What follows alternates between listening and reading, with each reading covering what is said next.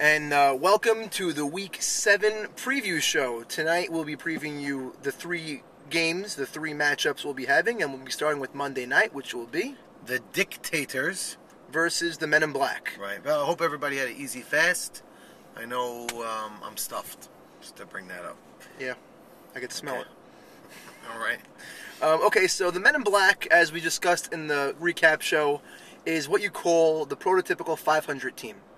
They win 5, they lost 5, and right now we don't know what kind of team they are. We're not really sure if they're the winning team that they show they are in Game 1 or the losing team that they show they are in Game 2. Well, going into tomorrow night, I don't even think they're a lock for the playoffs, believe it or not. They could feel good at 5-5, but they're not like locked in mathematically.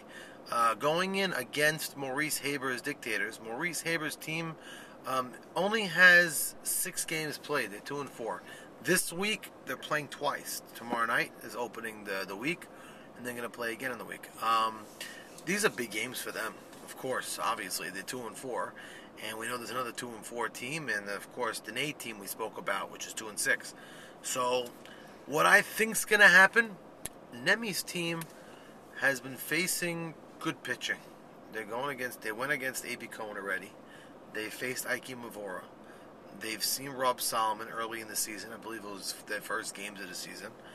Now they're going against Maurice. I said it 1,000 times. I'll say it again. Maurice is holding his own as a pitcher. And he's taking pride in himself pitching. But he's not as good as these elite pitchers.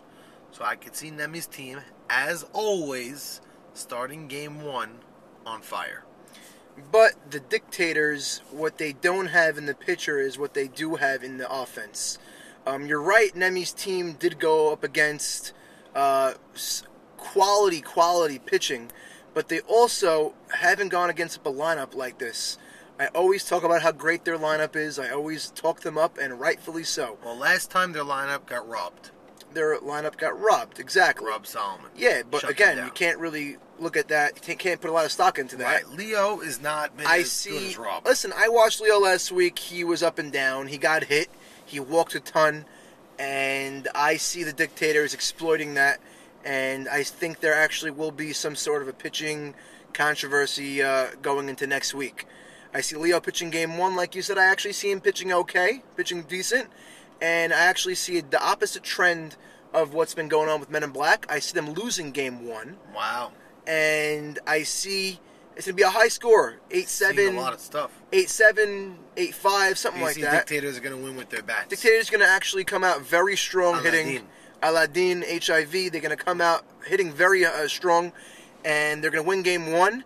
And then I think it's going to be a high-scoring Game 2 as well. Who do you think is going to be pitching for the Men in Black? That's what I'm going to be getting at. Is the Man in Black going to be pitching? I don't think so. I think Leo's going to still hold his job. I think Nemi's going to have some loyalty, and I think it's going to pay off. I think he's going to hold strong. But it's going to be. I'll tell you, if the Dictators went ahead and won Game 1 in a high-scoring affair, you never know what's going to happen. And then Nemi grabbed the ball in Game 2 and shut them down. That could be the worst thing that could happen for them. No, Leo could play a decent outfield. And by the way, let's talk about this right now. Leo has been hitting very well. He hit a home run, but it was a real home run. He's been hitting line drives. Got a very impressive Leo at the plate. But either way, Leo is always a productive player, whether he's pitching or hitting. But I don't think Nemi will grab the ball if Leo loses Game 1. I don't see that happening. What if he wins Game 1? I don't know. Game 2, like we've mentioned, they've been 0-5 in Game 2. It's amazing. But I actually see a reverse. I see them losing Game 1, winning Game 2. Okay. Both high-scoring affairs. I think Maurice, he always walks away not so down on his team because they show enough positive. And I think the same is going to hold true. And I'm calling a split. Okay, I'm going to call. I know Charles Haddad. I spoke to him. He's very excited to come tomorrow night. You spoke to Charles Haddad? Yes, I spoke to Charles Haddad. They call him the Phantom. Yes, he's going to be there. He had physical therapy the other night, although they got rained out. Meanwhile, I want to mention Thursday night, I give big credit to both squads. Everybody showed up to the field, ready to play, excited to play, even though the weather reports were atrocious. So let me ask you a question. If the weather reports were coming in bad, why did Bobby Safdie come with no shirt on? Bobby Safdie, to give him a little shout out, looks very good at the plate in batting practice. But no shirt on. I think he just finished the Insanity or the P90X DVD. earlier that day, and he felt very good about his body. It still doesn't make you have a reason to take your shirt off.